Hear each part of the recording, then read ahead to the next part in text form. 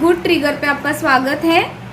अभी मार्केट में काफ़ी अच्छा करेक्शन चल रहा है, तो करेक्शन अगर आता है और मार्केट कभी डाउन जाता है तो वो सिप के लिए और लॉन्ग टर्म के लिए बहुत ही बढ़िया संकेत होते हैं।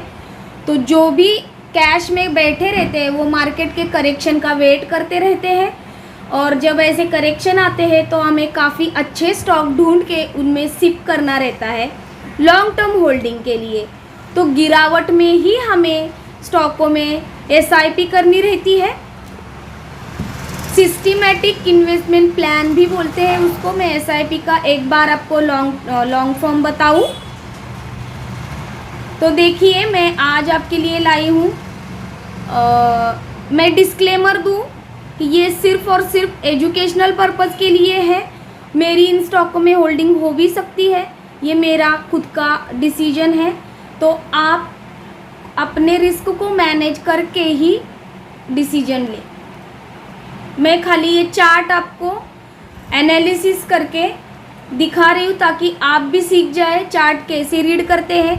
तो पहले हम स्टार्ट करेंगे एसबीआई कार्ड से।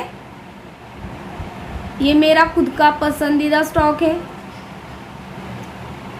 आज भी आपको आईपीओ की प्राइस पे मिल रहा है और मैं इसमें सिप करूँगी। ये मंथली चार्ट है। ये मुझे जितना भी नीचे के प्राइस में मिलेगा वो अच्छा ही है, इसीलिए मैं एसबीआई कार्ड को पहले बता रही हूँ, क्योंकि ये अभी भी देखिए ये उसकी आईपीओ की प्राइस है। आपको अगर दिख रहा है, ये देखिए ये डेट दिखा रहा है मार्च 20 की। आपको कैंडल का सपोर्ट रेजिस्टेंस का बेसिक नॉलेज है, मैं ये एज्यूम करके चल रही हूँ। और आप देख सकते हैं कि कितनी बढ़िया यहाँ से मैंने ट्रेंड लाइन भी खींच ली है। कंजर्वेटिव ट्रेडर्स ट्रेंड लाइन का टूटने का वेट करें, और मेरा स्टॉप लॉस जो रहेगा वो 600 का रहेगा।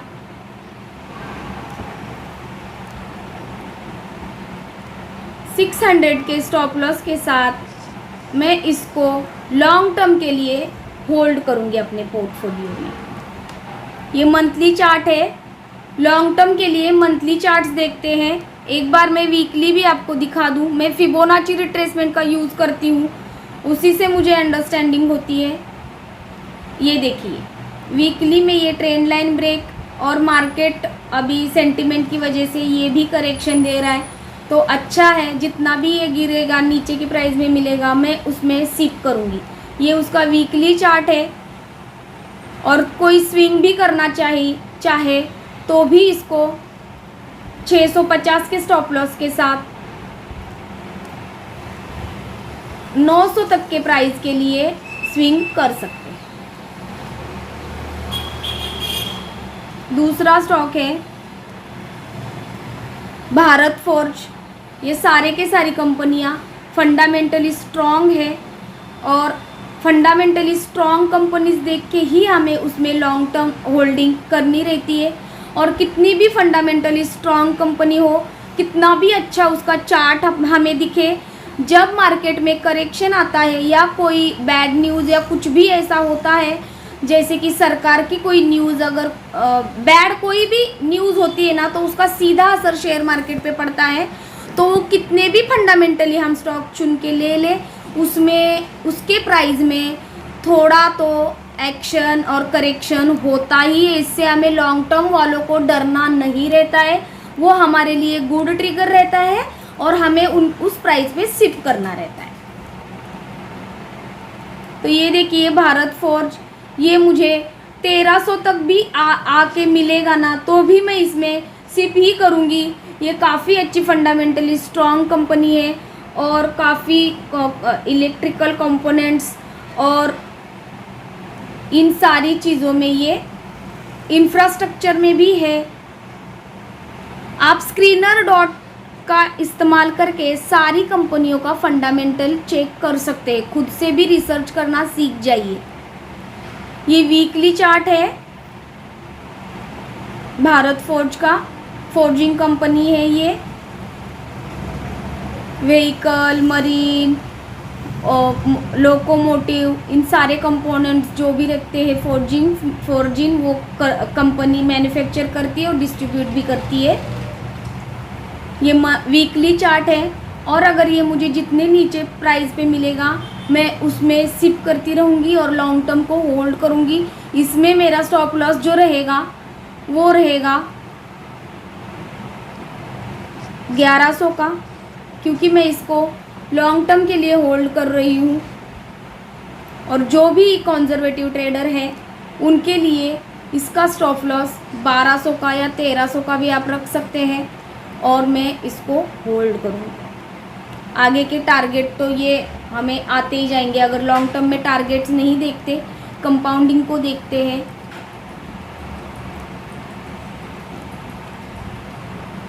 तीसरा स्टॉक है BEL, डिफेंस सेक्टर का, भारत इलेक्ट्रॉनिक्स। ये काफ़ी अच्छी कंपनी है, छोटा सा ही है लेकिन बहुत बढ़िया है। ये वीकली चार्ट है, काफ़ी बढ़ चुका है, इसमें करेक्शन आना ज़रूरी है। ये मुझे 50% करेक्शन पे भी मिलता है 216 तक भी, तो भी मैं इसमें ऐड ही करूँगी, तो भी मैं इसको अपने पोर्टफोलियो में ऐड करती ही रहूँगी। ये जितना भी मुझे नीचे के लेवल पे मिलता है।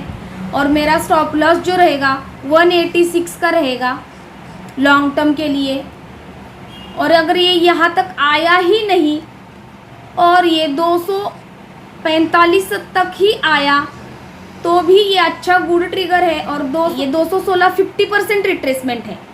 अगर यहाँ तक आया ना तो ये तो बहुत ही बढ़िया होने वाला है, आने वाले दिनों के लिए बहुत अच्छे रिटर्न हमें दे सकता है BEL। तो BEL को भी अपने रडार पे ज़रूर रखें।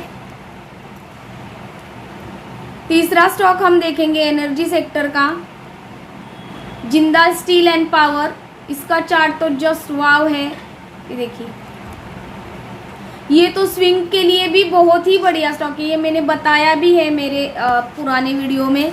जिंदाल स्टील एंड पावर ये मैंने स्विंग के लिए बताया था। अब मैं इसको होल्ड के लिए मेरे पोर्टफोलियो में शामिल कर रही हूँ, इसको खरीदूंगी। और जिंदाल स्टील एंड पावर ये भी फंडामेंटली अच्छी कंपनी है। ये इसका वीकली चार्ट है, एक बार मैं मंथली भी दिखा देती हूँ। ये देखिए, अगर मंथली हम इसमें रिट्रेसमेंट निकालें, ये बिगनर्स के लिए सीखने के लिए काफ़ी अच्छा वीडियो है। जो भी सीखना चाह रहा है, रियल नॉलेज लेना चाह रहा है, उन तक मेरा वीडियो ज़रूर पहुंचाइए। और यही आपको पैसे दे के क्लासेस लगा के सिखाते हैं। इसमें कोई जादू या कोई ऐसा ट्रिगर पॉइंट आपको जो बोलते हैं कि हम सीक्रेट बताएंगे, इसमें कुछ भी सीक्रेट नहीं रहता है, ये भी याद रखिए। देखिए जिंदाल स्टील, अगर यहाँ से ये तोड़ने के बाद यहाँ से करेक्शन करके भी नीचे आता है अगर 700 तक भी, तो भी मेरे लिए ये गुड ट्रिगर है और मैं इसमें ऐड ही करती जाऊंगी। और मेरा स्टॉप लॉस जो रहेगा वो लॉन्ग टर्म के लिए 600 का रहेगा। मैं थोड़ा बफर ही रखती हूँ, तो मैं 570 का स्टॉप लॉस रख के इसको अपने पोर्टफोलियो में शामिल करूँगी।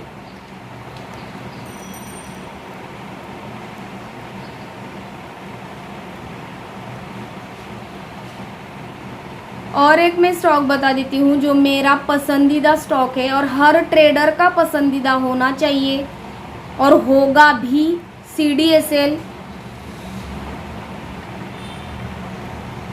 सेंट्रल डिपॉजिटरी, जो कि मैं शेयर लेके इसी तिजोरी में रखने वाली हूँ। आपको भी ये तिजोरी चाहिए होगी तो आप इसका चार्ट एनालिसिस करें और देखिए ये अगर मुझे 1175 तक भी आया तो भी मैं इसमें बाय करूंगी। और 1000 तक भी इसने करेक्शन दिया आने वाले दिनों में तो भी मैं इसमें ऐड करूंगी। ये मुझे जितना नीचे की लेवल पे, ये बहुत ही नीचे टोटली 800 तक भी ये आया ना तो भी इसमें मैं ऐड करती रहूँगी।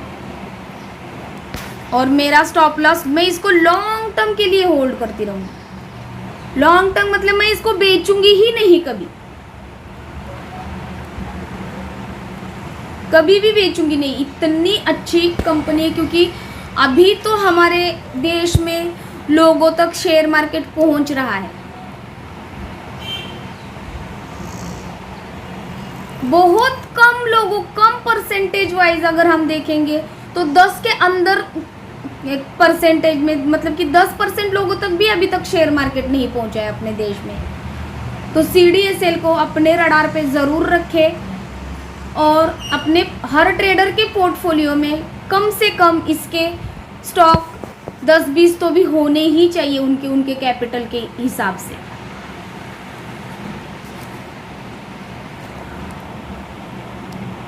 तीसरा स्टॉक है बजाज फिनसर्व। ये भी लॉन्ग टर्म के लिए अच्छा स्टॉक है। ये भी इसका मंथली चार्ट है। देखिए बिगनर्स जो है वो कहाँ पे बाय करें और कहाँ पे बेचे, ये इनको कुछ भी समझ में नहीं आता। अभी F&O की तरफ सख्त हो रहा है सेबी, तो इक्विटी में शिफ्ट होना चाहिए लोगों को। और लॉन्ग टर्म जब हम निवेश करते हैं तो हमें कंपाउंडिंग का फ़ायदा मिलता है।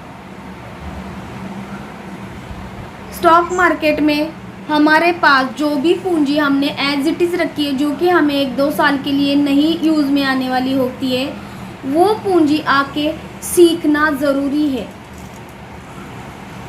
आप सीखेंगे नहीं तो आपको कोई भी चीज़ सीख के जो हम करते हैं ना, तो वो बेटर करते हैं हम सीखने के बाद। प्रैक्टिस से जो हर चीज़ परफेक्ट होती जाती है, वैसे ही स्टॉक मार्केट भी है। रातों रात करोड़पति होने का जो भी सपना है ना, वो वैसे सपने मत देखिए, रियलिस्टिक सपने देखिए जो कि सही होने वाले हैं, जो कि सच में है।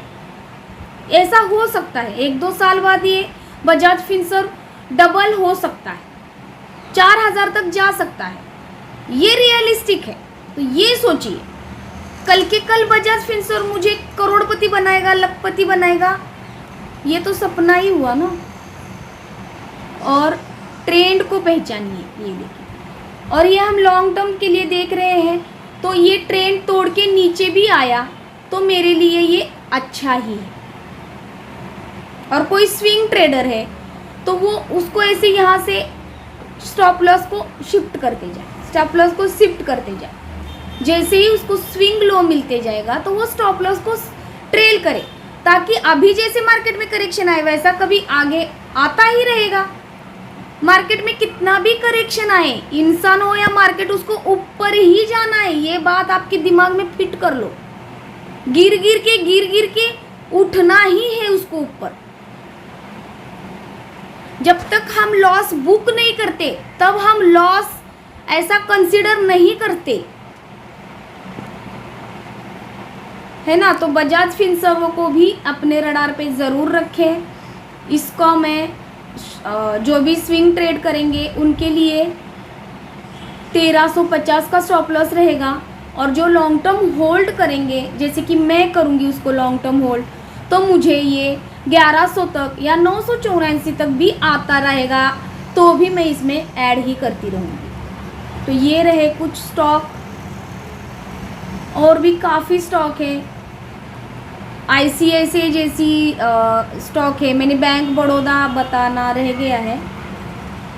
ये देखिए बैंक बड़ौदा, ये लॉन्ग टर्म के लिए काफ़ी अच्छा स्टॉक है। अगर बच्चे हैं किसी के छोटे के लिए भी, उनके लिए भी ये रख सकते हैं हम होल्ड करके। और मॉडर्न बनिए। अभी स्टॉक गिफ्ट देना ऐसी रिवाज बनाइए, जो हम पैसे गिफ्ट दिया करते थे या कुछ भी ड्रेस वगैरह, कुछ भी प्रॉपर्टी के बजाय स्टॉक गिफ्ट करिए, उनका अकाउंट ओपन करिए और उनके अकाउंट में ऐसे स्टॉक जो भी फंडामेंटली स्ट्रांग है वो सिप करते रहिए, ताकि बच्चों को भी आदत लगे। तो बैंक बड़ौदा वैसा ही स्टॉक है। मैंने इसमें फिबोनाची निकाल के रखा हुआ है।